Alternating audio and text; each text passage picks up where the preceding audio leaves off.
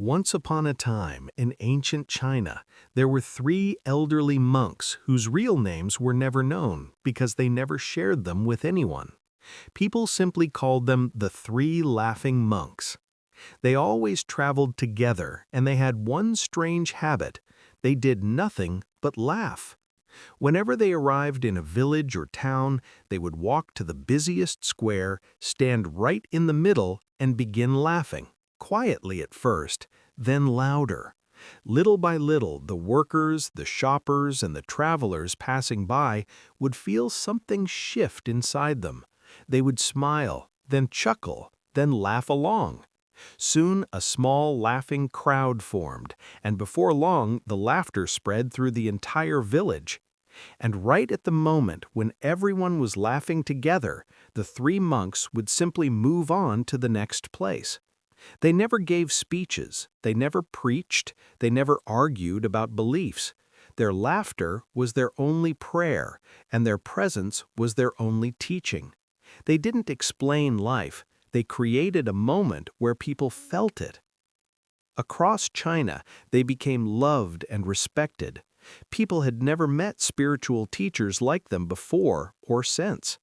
It was as if they carried a message without words, that life is a rare chance to smile, to breathe, to laugh, as if the whole world was built around a hidden cosmic joke.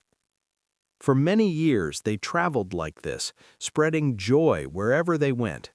Then one day, in a village in the northern provinces, something unexpected happened. One of the three monks died. News traveled fast. Villagers rushed in from far away, leaving their work and their fields, shocked and heartbroken. They gathered quietly, ready to witness deep sorrow. Surely the two remaining monks would be mourning. Surely there would be tears. But when the crowd arrived, they saw something they couldn't understand. The two monks weren't crying. They were laughing, laughing even harder than ever. They laughed until people felt uncomfortable. Some stepped forward and asked, almost offended, "Why aren't you grieving? Why don't you mourn your friend?" And for the first time ever, the monks actually answered. One of them said, "Yesterday, on the road to your village, he suggested a bet. He asked which one of us would die first, and now he has won, the old rascal."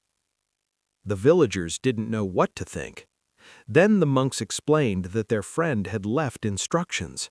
Tradition said the body should be washed and dressed in clean clothes before the funeral fire, but the old monk had asked them not to change anything. He wanted to be burned in the same clothes he arrived in. His message was simple: "Not one day have I allowed the dirt of the world to cling to me, because my laughter never let it enter." So his body was placed on the funeral pyre, wearing the same garments. The fire was lit, and as the flames began to catch his clothes, something unbelievable happened.